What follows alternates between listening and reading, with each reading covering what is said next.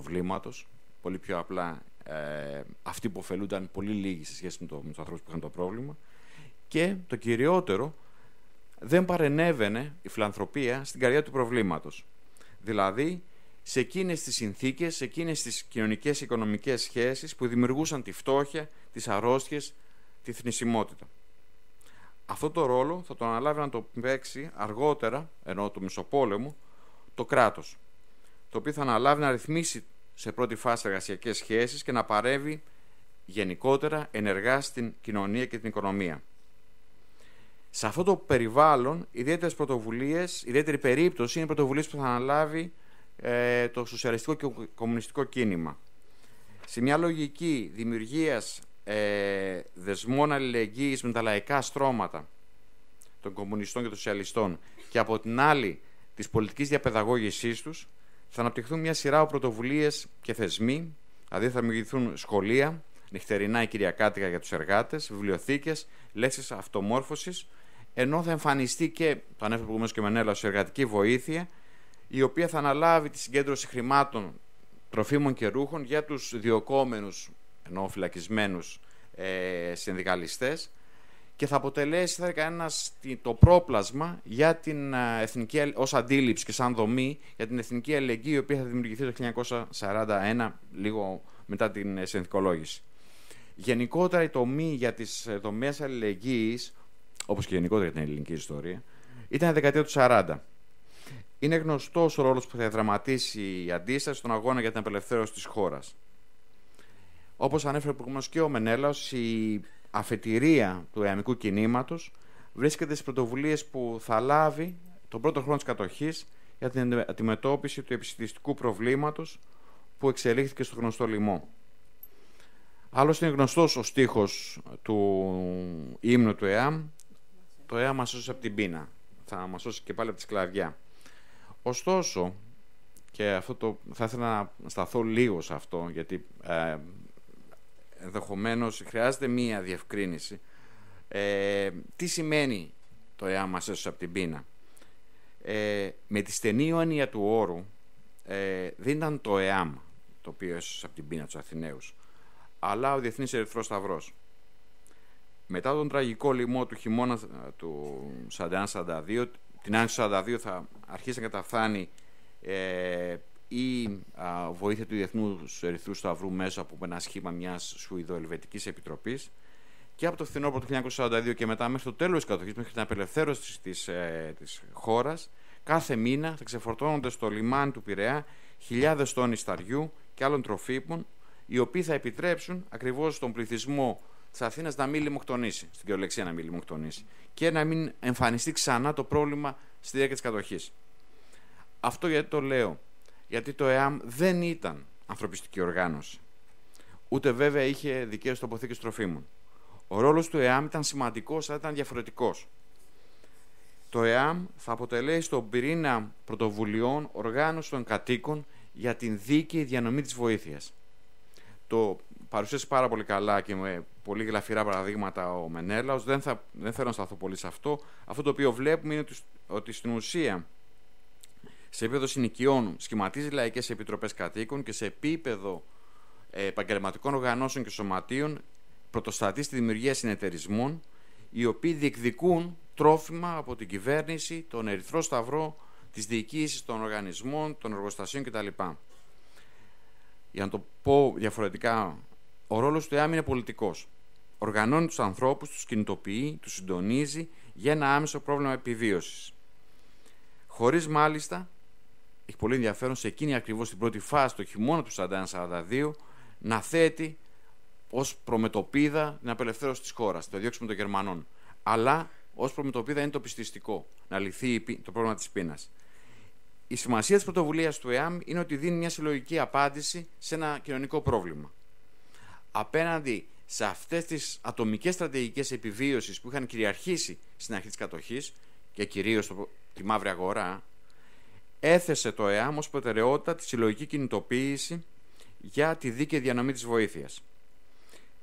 Αυτό σημαίνει πολύ απλά ότι δίνει στους ανθρώπους την αξιοπρέπεια που κινδύνευε να χαθεί σε έναν αγώνα θανάτου και επιβίωσης, και καλλιεργεί την ιδέα της κοινωνικής δικαιοσύνης.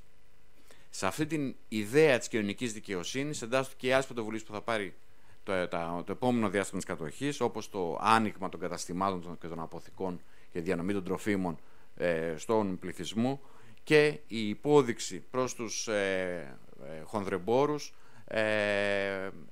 σε τι τιμές να πουλούν τα τρόφιμα για να χτυπήσει την κερδοσκοπία. Η σημασία της κινητοποίησης της κοινωνίας και της συλλογικής οργάνωσης των ανθρώπων θα φανεί και στη συνέχεια. Και εδώ πέρα δεν αναφέρομαι τόσο στον αγώνα για την απελευθέρωση της χώρας, όσο ότι αυτή η κουλτούρα της εαμικής αντίστασης, της αλληλεγγύης δηλαδή και της οργάνωσης των ανθρώπων θα τροφοδοτήσει τη δημιουργία δομών αλληλεγγύης και μεταπολεμικά. Και αυτό είναι ίσως το λιγότερο γνωστό κομμάτι, ενώ δηλαδή την κατοχή ξέρουμε λίγο πολύ ότι υπάρχουν αυτά συσίτια, οι ομάδες κτλ.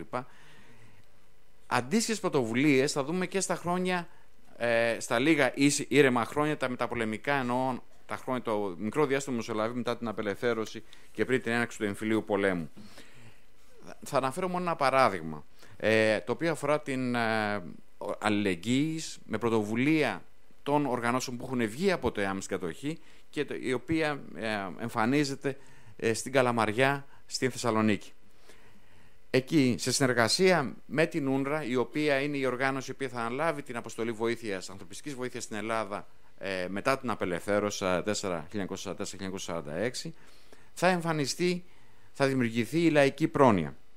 Η λαϊκή πρόνοια στην Καλαμαριά, όπως και σε άλλες πόλεις, φρόντιζε για την δίκαιη διανομή της βοήθειας της UNRWA, αυτού του οργανισμού, σε απόρους και παιδιά, οργάνωσε νυχτερινό σχολείο, ίδρυσε προμηθευτικό συνεταιρισμό για να χτυπήσει την εσχροκέρδεια και σχολικά συσίτια επίσης οργάνωσης, τα οποία έπαιρναν τροφή και παιδιά τα οποία δεν φοιτούσαν στο σχολείο. Ακόμα πιο ενδιαφέρον παρουσιάζει το Λαϊκό Ιατρείο, το οποίο οργάνωσε η Λαϊκή Πρόνοια Καλαμαριάς.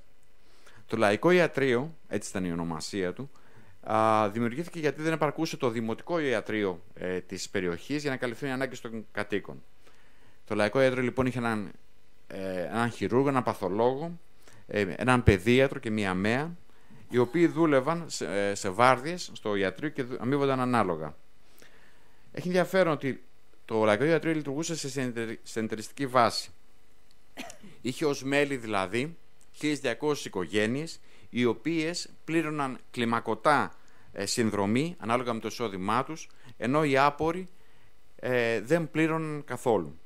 Οι επισκέψεις στο Λαϊκό Ιατρείο ήταν δωρεάν και οι γιατροί μπορούσαν να συνταγογραφούν φάρμακα τα οποία στη συνέχεια οι ασθενείς έπαιρναν από το δημοτικό φαρμακείο το οποίο λειτουργούσε στην Καλαμαριά.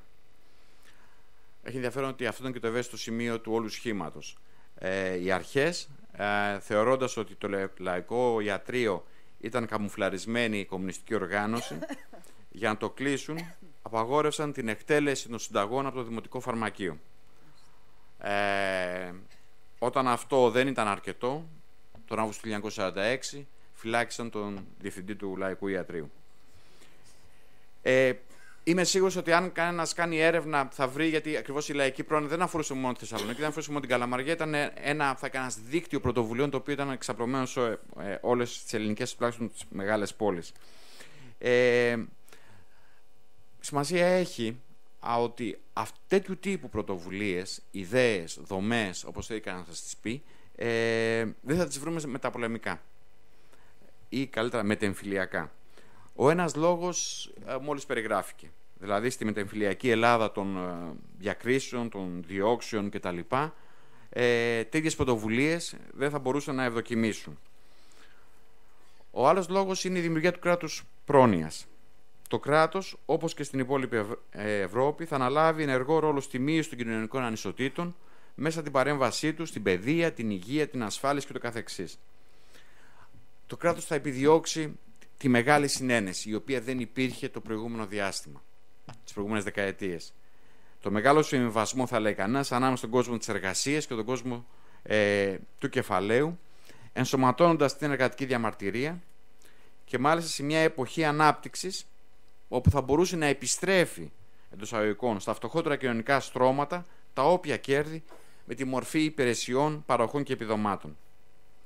Παράλληλα, η οικονομική ανάπτυξη υποσχόταν σε όλους και κυρίως, και εδώ πέρα είναι η έμφαση, στον καθένα ατομικά, ότι υπάρχει δυνατότητα της κοινωνικής ανόδου και της βελτίωσης ατομικά του βιωτικού επίπεδου. Οι δομές αλληλεγγύης πλέον ήταν εντός εισαγωγικών άχρηστες, καθώς το κοινωνικό κράτος μπορούσε να καλύψει πλέον αυτές τις ανάγκες. Άλλωστε και η ίδια η κοινωνία στην Ελλάδα αλλά και στην υπόλοιπη Ευρώπη άλλαζε. Τι εννοώ, οι δομές αλληλεγγύης του Μεσοπολέμου ή αυτές πολύ περισσότερο που αναπτύχθηκαν στην δεκαετία του 40 ήταν η απάντηση μιας συγκεκριμένης κοινωνίας, μη εξατομικευμένης, στα προβλήματα που αντιμετώπιζε. Ήταν η απάντηση ανθρώπων που ως σημείο αναφοράς είχαν τους κοινωνικούς χώρους στους οποίους ζούσαν. Είτε αυτό ήταν η γειτονιά, είτε το εργοστάσιο, ανθρώπων που, όπως λέμε, γνώριζαν το διπλανό τους. Η κοινή ζωή στον χώρο ζωής και δουλειάς δημιουργούσε και μια κοινωνική συνείδηση αντίστοιχη και μια συλλογική ταυτότητα. Σήμερα βρισκόμαστε όχι στο τέλος αυτής της διαδρομής, αλλά μετά το τέλος της. Από τη μια πλευρά η συστηματική διάλυση του κράτους πρόνοιας και η ιδιωτικοποίηση των υπηρεσιών που μέχρι πριν λίγα χρόνια ανήκαν στη σφαίρα της δημόσιας πολιτικής έχουν αφήσει ένα κενό που δεν μπορεί εύκολα να αναπληρωθεί. Αυτό το κενό το βιώνουν με τον πλέον δραματικό τρόπο, όπως ξέρουμε, τα πιο αδύναμα στρώματα της ελληνικής κοινωνίας. Οι άνεργοι, άνεργες, οι άστεγοι, οι ανασφάλιστοι. Από την άλλη, τα χρόνια της ευημερίας και του καταναλωτισμού διαμόρφωσαν μια εξατομικευμένη κοινωνία. Μια κοινωνία η οποία είχε μια ατομικιστική νοοτροπία. Κάνοντας το λίγο πιο γκροτέσκο, ήταν μια καθυστερημένη νίκη της Θάτσερ, η οποία υποστήριζε ότι δεν υπάρχει κοινωνία, υπάρχουν μόνο άτομα και οικογένειες. Στο σημείο λοιπόν που βρισκόμαστε σήμερα, η ανακάλυψη εντός εισαγωγικών των δομών αλληλεγγύης του παρελθόντος έχει νόημα. Γιατί ακριβώς μας δίνουν ιδέες για να ξανασκεφτούμε τι θα μπορούσαμε να κάνουμε σήμερα. Θα ήθελα να σταθώ σε αυτή την εμπειρία και να κλείσω λέγοντας δύο λόγια για το τι μπορεί να μας προσφέρει σήμερα. Το πρώτο είναι ότι οι δομές αλληλεγγύης καταδεικνύουν την ανάγκη να υπάρχει συλλογική απάντηση στα κοινωνικά προβλήματα. Να το πω διαφορετικά, οι άνθρωποι πάντα αναζητούσαν και θα αναζητούν ατομικές λύσεις στα πιεστικά, βιωτικά προβλήματα που αντιμετωπίζουν. Αλλά οι συλλογικές λύσεις δείχνουν ότι υπάρχει και άλλος τρόπος και άλλος δρόμος για να ακολουθήσουν. Είναι εξαιρετικά κρίσιμο σε μια εποχή οικονομικής καταστροφής, όταν υπάρχει το φάσμα ενός κοινωνικού κανιβαλισμού, αν με επιτρέπετε, όπου όλοι είναι εναντίον όλων σε έναν αγώνα επιβίωσης, να υπάρχει το αντιπαράδειγμα της αλληλεγγύης και της αλληλοβοήθειας. Το δεύτερο είναι ότι οι δομές αλληλεγγύης είναι μια απάντηση της κοινωνίας απέναντι στη φιλανθρωπία. Μαζί με τη βοήθεια που παρέχουν, προωθούν αυτού του τύπου πρωτοβουλίες, οι δομές αλληλεγγύης, την ιδέα της αυτοοργάνωσης, διεκδικούν κονδύλια και πόρους, έχουν δημόσια παρουσία, δικτυώνονται με άλλες πρωτοβουλίες. Να ξαναπώ αυτό το οποίο ανέφερα όσον αφορά το ΕΑΜ. Δεν ήταν ανθρωπιστική οργάνωση, αλλά μια πολιτική πρωτοβουλία. Μια οργάνωση από τα κάτω, η οποία διεκδικούσε να έχει λόγο στη διανομή της ανθρωπιστικής βοήθειας.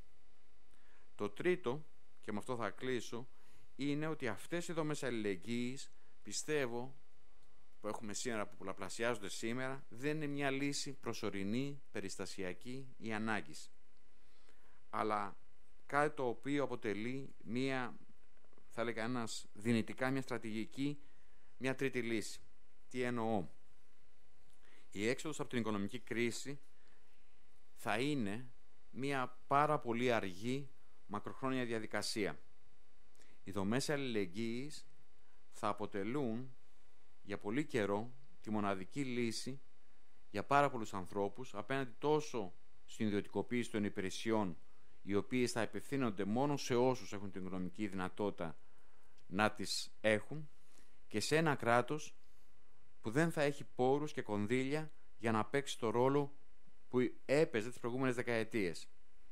Άρα θα πρέπει να δούμε αυτές τις πρωτοβουλίες στο ευρύτερο πλαίσιο, θα έκανας μιας κοινωνικής οικονομίας, η οποία θα πρέπει να αναπτυχθεί απέναντι σε μια αδιφάγω αγορά και σε ένα διαλυμένο κράτος. Σας ευχαριστώ.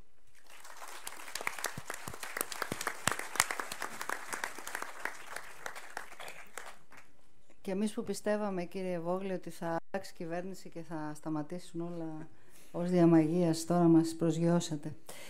Πριν περάσουμε στην εξαίρετη κυρία Τασούλα Βερβενιώτη, της οποίας είμαι προσωπική θαυμάστρια, και για το πρόσφατο καταπληκτικό που είπε ότι είμαστε η μοναδική χώρα που δεν γιορτάζουμε την απελευθέρωση, το οποίο έτσι, άμα το σκεφτείς, είναι... Θα ήθελα να παρακαλέσω τους υπευθύνους της αίθουσας, τουλάχιστον εκ μέρους και των προσκεκλημένων, θα πεθάνουμε από το κρύο εδώ, αύριο δεν θα πάει κανένας. Έχει πάρα πολύ, μας έρχονται ρεύματα πολύ ψυχρά. Η κυρία Βερβενιώτη. Ναι.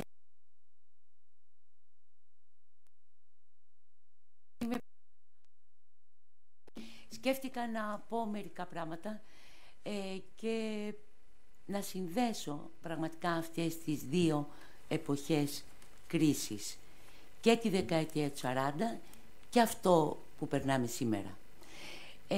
Υπάρχουν πάρα πολλές ομοιότητες και πάρα πολλές διαφορές. Θα δείξω και μερικές φωτογραφίες για να έχει έτσι περισσότερο ενδιαφέρον και η μετασυζήτηση. Ένα από τα βασικά χαρακτηριστικά των περιόδων κρίσης είναι το βάρος της ιστορίας, να το πω πιο απλά. Το 2012 είναι πολύ διαφορετικό από το 2014 και το 2011, από το 2013 κτλ. Και το ίδιο συμβαίνει ανάμεσα στο 1942 και στο 1943, παρόλο που έχει περάσει μόνο ένας χρόνος. Έχουμε δηλαδή πολλαπλά γεγονότα, τόσο πολλά που στην πραγματικότητα μας ζαλίζουν. Ένα δεύτερο είναι ότι όλος αυτός ο καταιγισμός των γεγονότων αλλάζει το πλαίσιο αναφοράς μας, αλλάζει την καθημερινότητά μας, μας κάνει να σκεφτόμαστε διαφορετικά, δεν μπορούμε πια να ζήσουμε και να λειτουργήσουμε με τους τρόπους που λειτουργήσαμε. Μπαίνουν πια προβλήματα επιβίωσης, αλλά και αλλαγές που αφορούν έτσι ουσιαστικά τη ζωή μας. Συνήθως είναι οικονομικά, αλλά είναι και ψυχολογικά. Η ανεργία, ας πούμε, είναι ένα οικονομικό πρόβλημα, αλλά ταυτόχρονα έχει ψυχολογικές επιπτώσεις.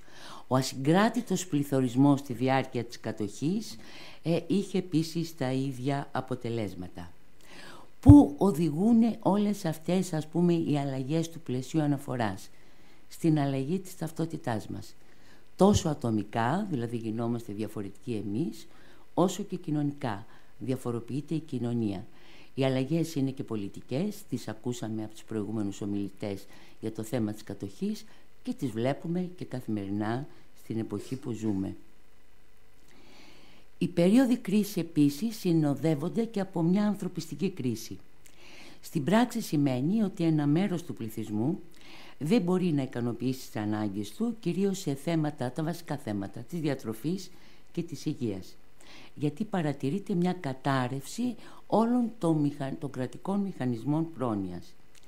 Όμως αυτά δεν είναι κενά, τη θέση τους έρχονται να καταλάβουν ατομικές πρωτοβουλίες, οι οποίες επεκτείνονται και γίνονται συλλογικές. Υπάρχει μια διάσταση ανάμεσα στο συλλογικό και στο ατομικό και κυρίως αυτό θα είναι τα ερωτήματα που θα θέσω στην κουβέντα μου. Με λίγα λόγια, δεν μπορούμε να αντικαταστήσουμε τις κρατικές δομές κοινωνικής πρόνοιας, είναι ανέφικτο, αλλά από την άλλη μεριά δημιουργούνται πραγματικά νέα πρότυπα κοινωνικής οργάνωσης. Αυτό το χαρτί που σας δείχνω είναι μια έκδυση αντιλήπτορος. Μου την έχει χαρίσει η Ιουλία Επλουμπίδη. Ήταν η ίδια αντιλήπτορ και έχει το όνομά της, Παπαχρήστου ήταν το πατρικό της. Υπήρχε στη Λεωφόρο Αλεξάνδρας ένας γιατρός ονόματι Παπακώστας. Η Ιουλία λοιπόν δούλευε εκεί πέρα, στην οργάνωση του γιατρού Παπακώστα. Την είχε στείλει το ΑΜΚΟΚΟΕ, στο οποίο ήταν οργανωμένη. Κοιτάξτε τις αρρώστιες, κοιτάξτε τι κάνανε και τι προβλήματα πραγματικά υπήρχαν. Αυτή δηλαδή είναι κάτι με το αντίστοιχο που έχουμε με το ιατρείο του ελληνικού που θα μας μιλήσει στη συνέχεια. Υπήρχαν και προβλήματα πολύ βασικά εκείνη την εποχή και δεν αφορούν μόνο την πείνα, αφορούν και το νερό. Η λίμνη του Μαραθώνα είχε φτιαχτεί, αλλά δεν έφτανε το νερό μέχρι όλη την πόλη. Επιπλέον τα στρατεύματα κατοχής που ήταν πολλά και οι πληθυσμοί οι οποίοι είχαν μείνει, και ένας από τους λόγους που έχουμε και την πείνα είναι και αυτή, η ημεραρχία των Κρητών είχε εγκλωβιστεί εδώ, δεν μπορούσε να φύγει, τραυματίες στα νοσοκομεία κτλ. Δεν επαρκούσε το νερό. Ωστόσο, όταν υπάρχει έλλειψη, δεν είναι σίγουρο πως ο ένας με τον άλλον θα σταθούμε αλληλέγγυοι. Τις περισσότερες φορές στις βρύσες γινότανε άπειροι καυγάδες. Υπήρχαν και θέματα συγκοινωνίες. Οι κατακτητές είχαν επιτάξει από τα αυτοκίνητα και τα είχαν με διάφορους τρόπους πάρει και είχαν πάρει ακόμη και τα ελαστικά. Τι κάνανε οι άνθρωποι αν ήθελαν να ταξιδέψουν? Περιμένανε στα φυλάκια, στις άκρες της πόλης, και αν ήθελε κάποιος, ας πούμε, να πάει στη Θεσσαλονίκη, μπορούσε να περιμένει και 3 μέρες, ενώ 3-24 ώρα, μέχρι να βρει κάποιον περαστικό να το πάρει. Ένας άλλο μεγάλο πρόβλημα που υπήρχε είναι και το κρύο. Το αντιμετωπίζουμε περίπου και σήμερα, αλλά με διαφορετικούς τρόπους. Το πιο ζεστό μέρος μες στην πόλη ήταν οι σκάρες της Ομόνοιας. Εκεί ήταν οι άνθρωποι, κοιτάξτε και τις σκισμένες έτσι κουβέρτες, να καταλάβετε, ας πούμε, γιατί αυτός ο φοβερός χειμώνας, σε αντίθεση με τους δύο, το περσινό και το φετινό δικούς μας, που ήταν πάρα πολύ γλυκείς, ήταν πάρα πολύ φοβεροί οι χειμώνες. Θέλω στη συνέχεια, έχω μια σειρά με τις ουρές. Οι ουρές εκείνη την εποχή ήταν τεράστιες. Έχουμε κι άλλη μια ουρά, αλλά θέλω να επιμείνω σε αυτή. Ήταν τεράστιες. Οι ουρές όμως χρησιμοποιούντουσαν από τις οργανώσεις. Τα μέλη των οργανώσεων, αν κοιτάξετε καλά, αυτοί που στέκουν στις ουρές είναι κυρίως γυναίκες και παιδιά. Και θα ήθελα επίσης να θυμίσω ότι σε αυτές τις περιόδους κρίσεων οι γυναίκες παίζουν πρωταγωνιστικό ρόλο και ότι στην περίοδο της κατοχής δεν είχαν πολιτικά δικαιώματα και δεν ήταν απλώς συμβοηθούντα πρόσωπα στην αντίσταση, αλλά η ύπαρξή τους και η βοήθειά τους ήταν η αναγκαία προϋπόθεση για να υπάρξει η ίδια η αντίσταση. Θέλω επίσης να πω κάτι και για αυτές τις φωτογραφίες. Το πώς ξεπεράστηκε αυτή η πείνα. Πέρα από τα στρατεύματα κατοχής υπήρχε ο εγγλέζικος αποκλεισμός. Με κάποιο τρόπο λοιπόν έπρεπε να άρουν οι Εγγλέζοι τον αποκλεισμό και πώς έγινε αυτό. Αυτό έγινε με μια, θα λέγαμε, ατομική πρωτοβουλία. Αυτές τις φωτογραφίες και τις παρακάτω που θα δείξω τις έχει τραβήξει ένας αστιφύλακας. Σκεφτείτε και αυτό που είπα με την αλλαγή των ταυτοτήτων που γίνεται. Δεν μπορούσε παρά να είναι αστιφύλακας. Γιατί δεν υπήρχαν υγρά, ξέρετε τα φανιστήρια παλιά που τα βάζαν στο νερό και εμφανιζόντουσαν φωτογραφίες, παρά μόνο αυτά τα έχει η αστυνομία. Έτσι λοιπόν βγήκε στους δρόμους και άρχισε να μαζεύει φωτογραφίες. Αυτές τις μάζεψε σε ένα άλμπουμ και τις έστειλε στο Διεθνή Ερυθρό Σταυρό. Το ίδιο έκανε και αυτή που ήταν διευθύντρια στην Near East Foundation, αυτό που λέμε Ίδρυμα Αγγής Ανατολή, η Αμαλία Λικουρέζου, η οποία είχε μια φιλενάδα, τη Βούλα Παπαϊωάννου, που ήταν φωτογράφος και πήγανε και φωτογραφίσανε κυρίως στα ιδρύματα μέσα. Αλλά τις φωτογραφίες του δρόμους τις έχει βγάλει ο Κουτσουμάρης. Όταν βγήκαν αυτές τις φωτογραφίες για το τι υπέφερε η Αθήνα αυτό το φοβερό χειμώνα, αναγκάστηκαν κατά κάποιο τρόπο οι Εγγλέζοι να κάνουν μερική άρση του αποκλεισμού, να έρθει το Κουρτουλούς, υποτίθεται από μια χώρα η οποία ήταν ουδέτερη όπως ήταν η Τουρκία, ένα σαπιοκάραβο ήταν, έκανε 2 ταξίδια και μετά βούλιαξε, και στη συνέχεια να αναλάβει ο Διεθνής Ερυθρός Σταυρός και από αυτό το πράγμα που θα δείτε παρακάτω με την πείνα και το θανατικό, τελικά να επικρατήσει μια μόνιμη κατάσταση υποσιτισμού και παρόλα τα συσίτια και όλα αυτά που γίνανε. Σε αυτές λοιπόν τις ουρές που βλέπουμε γινότανε κατά κάποιο τρόπο μια ενημέρωση. Πηγαίνανε τα μέλη και οι οπαδοί του ΕΑΜ ΚΚΕ και κάνανε ενημέρωση, γιατί εκείνη την εποχή η ενημέρωση ήταν πάρα πολύ σημαντικό. Ήταν από τα καθήκοντα. Είχαν σφραγιστεί τα ραδιόφωνα και δεν ήξερε ο κόσμος τι γίνεται. Μέσα στη γενικότερη ανασφάλεια υπήρξε και η έλλειψη πληροφόρησης. Η πρώτη φωτογραφία από την πείνα που σας δείχνω είναι 2 παιδάκια στη Λεωφόρο Αλεξάνδρας. Την έδειξα γιατί τα παιδάκια αυτά τους έχουν δώσει να φάνε κάτι σταφίδες. Αρκεί μόνο να σας πω ότι πριν από τον πόλεμο τις σταφίδες η Ελλάδα δεν είχε ήταν εξαγώγημο προϊόν και τέλος πάντων δεν είχε τι να τις κάνει. Και επειδή οι κατακτητές είχαν φτιάξει αυτό το σύστημα κουρελού, όπως λέμε, που είχαν χωρίσει σε ζώνες επιρροής, δεν μπορούσαν να φτάσουν στην Αθήνα και γι' αυτό ήταν ένα από τα προβλήματα που έχουμε τόσο μεγάλη πείνα στην πόλη μας.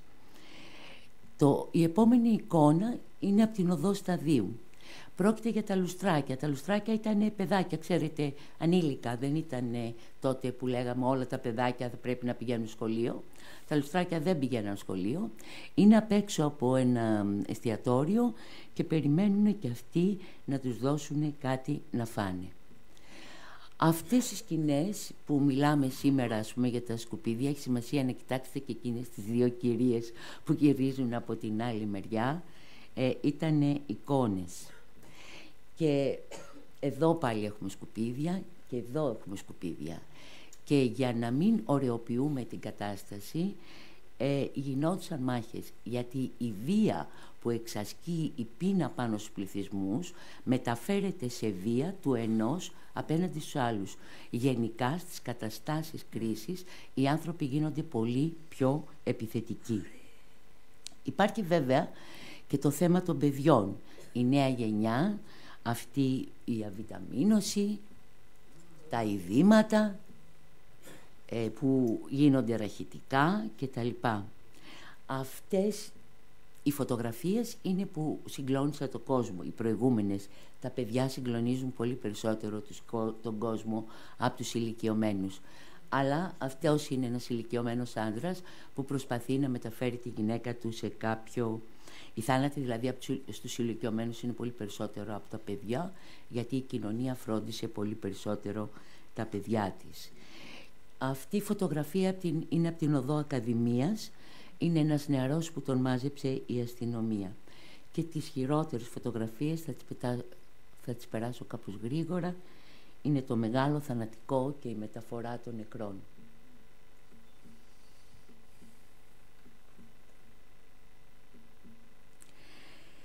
Τι γίνεται δηλαδή σε όλα αυτά? Μόλις τελείωσε ο πόλεμος, μια ομάδα 4 ψυχίατρων, ψυχολόγων, έβγαλε ένα βιβλίο με τίτλο «Η ψυχοπαθολογία της πείνας, του φόβου και του άγχους». Κάνανε ερωτηματολόγια, ήτανε και αυτοί, ζούσανε τα γεγονότα και προσπαθούσαν να βγούνε, και πήρανε 2 παραμέτρους στην ουσία. Την πείνα και την τρομοκρατία. Την πείνα περίπου την είδαμε. Η τρομοκρατία παίρνει διάφορες διαστάσεις. Θα πω μόνο μία. Όταν, ας πούμε, οι κατακτητές δεν κρύβανε καθόλου τις εκτελέσεις. Δηλαδή κάθε μέρα στο ραδιόφωνο λεγότανε «Σήμερα στο Χαϊδάρι στείλαμε για εκτέλεση τόσους». Όπως, ας πούμε, σήμερα βλέπουμε τους δείκτες ανεργίας, και αυτό λειτουργεί πραγματικά τρομοκρατικά για αυτούς, έτσι, τους λίγους που έχουν, ή για αυτούς τέλος πάντων όσους έχουν δουλειά. Γιατί είναι και αυτό μια τρομοκρατία. Μπορεί να τη χάσω κι εγώ τη δουλειά μου. Έτσι λοιπόν το ίδιο τρομοκρατικά λειτουργούν πολλές φορές και τα γεγονότα.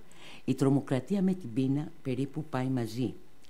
Και αυτό που δημιουργείται στον κόσμο, δημιουργείται στους ανθρώπους, είναι κυρίως η ανασφάλεια, το τι θα γίνει, το μέλλον, ο φόβος. Και ήθελα να πω ότι στην πραγματικότητα το αντίθετο της ελευθερίας είναι ο φόβος.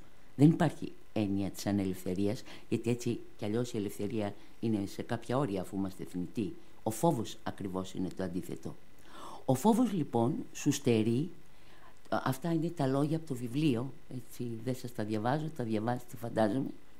Αυτοί λοιπόν σκεφτήκαν οι ψυχολόγοι τι διέξοδοι υπάρχουν και βρήκανε ότι για τους ανθρώπους υπήρχαν 2 διέξοδοι.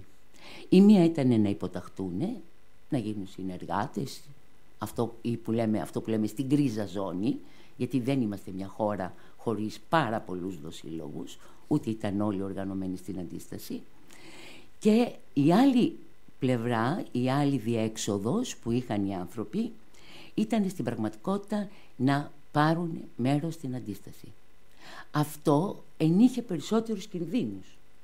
Αλλά όπως λένε, η δράση, η γνώση και παρόλη τη συνειδητοποίηση του κινδύνου απέτρεπε την κυριαρχία του άγχους. Τι γινότανε δηλαδή? Ο άνθρωπος που εντάσσεται σε μία συλλογικότητα, και τα λέω αυτά γιατί σήμερα μας λένε ότι έχουμε πάθει κυρίως μια εθνική κατάθλιψη, κάπως έτσι. Ήθελα να πω ότι αν οι άνθρωποι δραστηριοποιηθούν, ξεφεύγουν από αυτή την κατάσταση. Γιατί υπάρχουν μαζί με άλλους, κάνουν κάποια πράγματα και φτιάχνοντας αυτά τα πράγματα ήδη παίρνουν δύναμη. Υπάρχει λοιπόν η δύναμη, θα έλεγα η δύναμη της συλλογικότητας, η νίκη της ομάδας, αυτό ας πούμε που και σήμερα θαυμάζουμε στη κρίση της δεκαετίας του 40. Γιατί έχει σημασία να δούμε πώς μια κοινωνία χειρίζεται την κρίση της, για να καταλάβουμε κι εμείς, παίρνοντας κάποια πράγματα από εκεί, για το πώς θα χειριστούμε τη δική μας κρίση, αυτή που περνάμε τώρα. Αυτή η φωτογραφία δεν είναι από το Κοτσουμάρι, ούτε από τη Βούλα Παπαϊωάννου. Αυτή η φωτογραφία είναι από τον Μπαλάφα. Και την έβαλα γιατί στην πραγματικότητα μου αρέσει πολύ. Είναι μια συγκέντρωση έτσι ανθρώπων. Στα Γιάννενα είναι. Αλλά και τα σπίτια δεν είναι και πολύ διαφορετικά της Αθήνας, ας πούμε, από των Ιωαννίνων.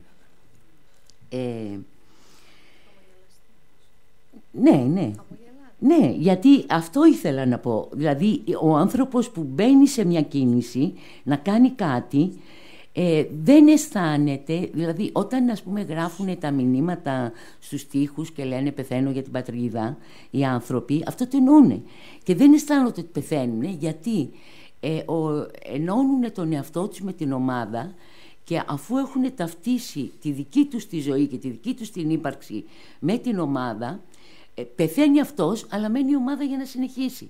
Δηλαδή αν το καταλάβουμε αυτό σε αυτό το βιβλίο, δηλαδή είναι πάρα πολύ φανερό το πώς γίνεται αυτή, ας πούμε, η μετατροπή. Δεν λέω ότι μπορούμε στην εποχή μας να το κάνουμε αυτό, παρά είμαστε ατομιστές, θα είπε και πολυμέρης. Είναι μια περίοδος που είναι λίγο διαφορετικά και είδατε και υπάρχουν αρκετά διαφορετικά πράγματα. Ένα από τα ερωτήματα δηλαδή που θέτουμε είναι με ποιο τρόπο, και μπαίνει σήμερα και μπήκε και τότε στις οργανώσεις, με ποιο τρόπο θα επιτευχθεί αυτή η συμμετοχή των ανθρώπων ώστε να ξεπεράσουμε τις κρίσεις, και όχι μόνο να τις ξεπεράσουμε, αλλά αυτό που θα φτιαχτεί μετά από την κρίση να μπορέσει να είναι μια καλύτερη, μια σωστότερη, μια δικαιότερη κοινωνία από αυτή που είχαμε πριν. Γιατί πίσω δεν μπορούμε να γυρίσουμε, μπροστά θα πάμε. Αλλά το μπροστά εξαρτάται και από εμάς, από πώς θα το φτιάξουμε.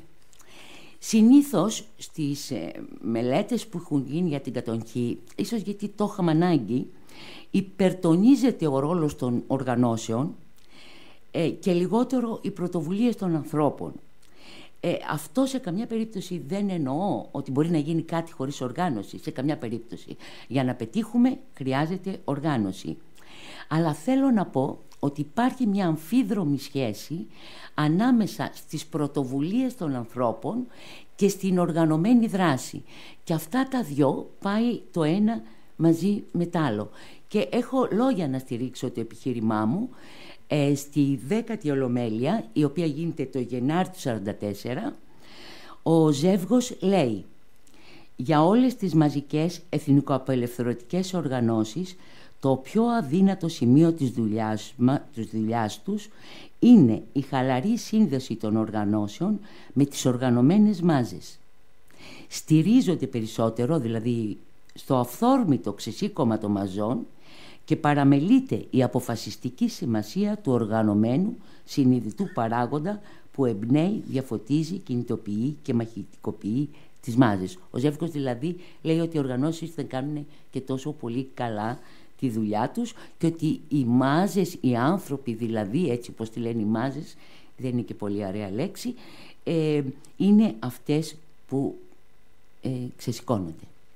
Και θα κλείσω με το παράδειγμα της Εθνικής Αλληλεγγύης. Πρέπει να πούμε ότι ήταν μέλος του πολιτικού γραφείου ο Σίμων Καραγκίτσης. Θα ήθελα επίσης να ξέρετε ότι το Μουσείο του Αστράτη έχει βγάλει τη βιογραφία του και είναι πάρα πολύ ωραίο βιβλίο αν θέλετε να το διαβάσετε, και ότι η οργάνωση αυτή, η Εθνική Αλληλεγγύη, έχει 2 φάσεις. Στην πρώτη φάση κάνει αυτό που έκανε μέχρι τότε, δηλαδή αυτό που έκανε η εργατική βοήθεια. Μάλιστα τον Καραγκίτση το φωνάζανε έτσι, βοηθικάριο, να βοηθήσει ας πούμε αυτούς που ήταν εξόριστοι, φυλακισμένοι, να πληρώσει τα έξοδα από το καΐκι που είχαν πάρει οι εξόριστοι από τη Φολέγανδρο για να δραπετεύσουν και τέτοια πράγματα. Όμως το 1943, μετά τη μάχη του Στάλιγκραντ και τις νίκες στα μέτωπα της Αφρικής, εκεί αλλάζει ας πούμε το σκηνικό. Εκεί είναι πια φανερό ότι η νίκη πάει με την πλευρά των συμμάχων. Και αυτό τι σημαίνει? Ότι όλο και περισσότεροι άνθρωποι με το όραμα, έστω και ασαφές αυτό της λαοκρατίας, εντάσσονται μέσα στις οργανώσεις. Και το γεγονός πως οι άνθρωποι μπαίνουν, ποικιλία ανθρώπων μπαίνει σε αυτές τις οργανώσεις, αλλάζει και το περιεχόμενο αυτών των οργανώσεων, γιατί αλλάζουν και τα προβλήματα που αντιμετωπίζουν. Αρχίζουν να καίνε τα χωριά, έχουμε πυροπαθείς, αρχίζουν να φτιάχνονται τα νοσοκομεία, τα λαϊκά ιατρεία. Όλα αυτά τα πράγματα φτιάχνονται στη διάρκεια του το μισό ας πούμε 43 και όλο το 44 μέχρι την απελευθέρωση. Για να μην πολυλογώ, θα κλείσω έτσι, πρόεδρο, θα μην μιλάω κι άλλο. Ήθελα να πω ότι... ειδικά μιλείς τόσο θέλω. Η Εθνική Αλληλεγγύη θεωρείται μια γυναικεία εισαγωγικά οργάνωση, σε αντίθεση με τον Ελλάς, ο οποίος θεωρείται μια ανδρική οργάνωση, αφού έχουν τα όπλα. Και θα επιμείνω πάλι ότι δεν μπορούσε ο Ελλάς να σταθεί χωρίς το δώσιμο ας πούμε των κατοίκων, και η αναλογία είναι κάτι που το λέω πολλές φορές, το έχετε ξανακούσει, είναι 1/14. Ενώ στο τακτικό στρατό είναι 1/7, ένας μάχημος 7 υπηρεσίες, στο Αντάρτικο είναι 1/14. Η πλειοψηφία από αυτούς τους 14 ήταν οι γυναίκες. Και έχω μια τελευταία εικόνα. Η τελευταία εικόνα είναι το θέατρο. Θα έχετε δει ότι και στις δικές μας, το θέατρο καταλάβατε τι είναι. Είναι η Ελλάδα, ο αντάρτης, η αντάρτισσα και ο πολιτικός, έτσι, ο εμικός. Όπως σήμερα έχουμε μια τεράστια ανάπτυξη στον πολιτισμό μας, οι σκηνοθέτες μας που παίρνουν βραβεία, αλλά και πάρα πολλές συλλογικότητες μέσα στα θέατρα, δεν ξέρουμε τι να πρωτοπούμε. Θα ήθελα να κλείσω με ένα προσωπικό βίωμα. Εγώ μένω στην Κυψέλη. Στη γειτονιά μας έχουμε το Μυρμήγκι. Το Μυρμήγκι είναι μια δομή αλληλεγγύης. Έχουμε επίσης 2 χώρους πολιτισμού. Το Κέντρο Ελέγχου Τηλεοράσεων και την Αλεξάνδρεια. Το Μυρμήγκι λοιπόν συνεννοείται με αυτούς τους πολυχώρους και κάνουν κάποιες παραστάσεις και το εισιτήριο είναι τρόφιμα για αυτούς που τα έχουν ανάγκη. Σε αυτό το θέατρο που σας δείχνω στην εικόνα, το εισιτήριο εξακολουθούσε να είναι τρόφιμα. Ευχαριστώ.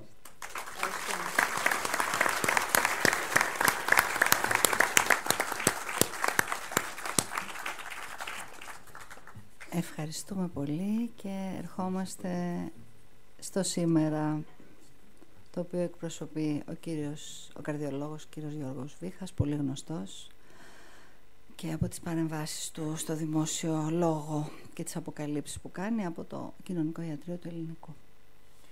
Καλησπέρα και από μένα.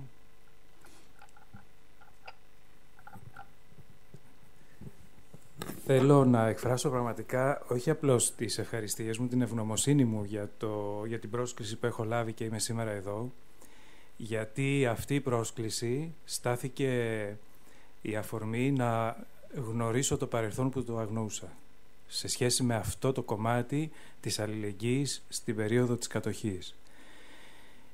Το γνώρισα και από την πρόσκληση και μετά με όσα μπόρεσα να μάθω, αλλά κυρίως αυτά που έμαθα σήμερα εδώ, για μένα είναι πραγματικά μια μεγάλη αποκάλυψη. Το εκπληκτικό είναι ότι αυτό που γίνεται σήμερα στις δομές αλληλεγγύης δεν στηρίχθηκε σε μια γνώση από το παρελθόν. Σήμερα υπάρχει αυτή η διασύνδεση μέσω της γνώσης με το παρελθόν. Εγώ το νιώθω ότι έγινε αυτή η διασύνδεση, αλλά υπήρχε ήδη αυτή η διασύνδεση χωρίς να υπάρχει γνώση, και αυτό είναι το εκπληκτικό. Και μάλλον λειτουργήσε μέσω ενός συλλογικού ασυνειδήτου, δεν μπορώ να το εξηγήσω αλλιώς. Οι ομοιότητες που προκύπτουν από τις δύο αυτές περιόδους κρίσεως είναι εκπληκτικές, και είναι ομοιότητες οι οποίες προκύπτουν από ανόμοιες καταστάσεις. Αυτό επίσης είναι εκπληκτικό. Είναι σίγουρο ότι άλλες οι συνθήκες στην κατοχή της κοινωνίας, άλλες σήμερα. Όταν μιλάμε για τρομοκρατία, ήταν άλλη τρομοκρατία τότε, άλλη σήμερα. Υπήρχε πραγματική κατοχή τότε, υπάρχει και σήμερα άλλου είδους κατοχή. Αυτά όμως που παράγονται σαν ομοιότητες ως προς την απάντηση μιας κοινωνίας, ενός λαού, σε αυτά που τους συνέβαιναν, είναι απολύτως ίδια. Όταν διάβασα για τα λαϊκά ιατρεία και όταν διάβασα για το νούμερο των λαϊκών ιατρίων σε όλη την Ελλάδα που έφταναν τα 800 και τα κοινωνικά φαρμακεία στις 2.000, εντυπωσιάστηκα, γιατί σήμερα είναι πολύ πιο εύκολο να αναπτυχθεί ένα κοινωνικό ιατρείο, αντίστοιχο λαϊκό ιατρείο. Τότε δεν ήταν εύκολη η κατάσταση. Και εντυπωσιάστηκα επίσης από το γεγονός ότι υπήρχε από τότε η έρευνα από τους ψυχολόγους, αυτούς τους 4 ψυχολόγους που ερεύνησαν και τα αίτια που υπήρχαν, ούτως ώστε να μην αντιδρά αρχικά αυτή η κοινωνία, όπως και σήμερα. Αυτό μας προβληματίζει ιδιαίτερα και λέμε όλοι, μα γιατί ο κόσμος δεν ξεσηκώνεται. Αυτό που διαπίστωσαν και διάβασα στη μελέτη αυτών των ψυχολόγων είναι ακριβώς αυτό που βιώνουμε στο κοινωνικό ιατρείο σήμερα. Αυτή η τρομοκρατία που παραλύει, που σοκάρει τους ανθρώπους, γιατί αυτοί οι άνθρωποι έχουν υποστεί ένα βίαιο σοκ, μια βίαιη αλλαγή στη ζωή τους, μια βίαιη αλλαγή γιατί έχουν χάσει την εργασία τους, την ασφαλιστική τους κάλυψη, χάνουν αυτό το κεκτημένο δικαίωμα που είχαν για μια φυσιολογική ζωή, και αυτό πραγματικά αδρανοποιεί. Και επίσης με εντυπωσίασε, γιατί διαβάζοντας αυτή τη μελέτη των 4 ψυχολόγων και διαβάζοντας και το δόγμα του σοκ της Ναόμι Κλάιν, που είναι το σύγχρονο, είδα πάρα πολλές ομοιότητες. Σε αυτά που αναφέρει σήμερα η Ναόμι Κλάιν, μελετώντας λαούς που έχουν υποστεί αυτά που έχουμε και είμαστε ακόμα υπό την επίρρεια αυτών των μέτρων, είναι ακριβώς αυτό που είχαν διαπιστώσει από τότε οι ψυχολόγοι.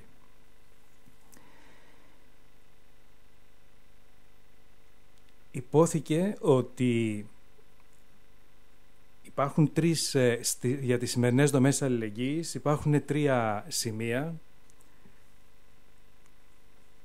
τα οποία προκύπτουν μέσα από αυτές τις δομές. Η συλλογική απάντηση, ότι είναι μια συλλογική απάντηση δηλαδή απέναντι στα κοινωνικά προβλήματα, ότι είναι μια εναλλακτική απάντηση απέναντι στη φιλανθρωπία και ότι είναι η τρίτη λύση. Και τα 3 αυτά είναι σωστά. Αυτά είναι που βιώνουμε σήμερα στις δομές αλληλεγγύης, είτε λέγεται κοινωνικό ιατρείο είτε οτιδήποτε άλλο.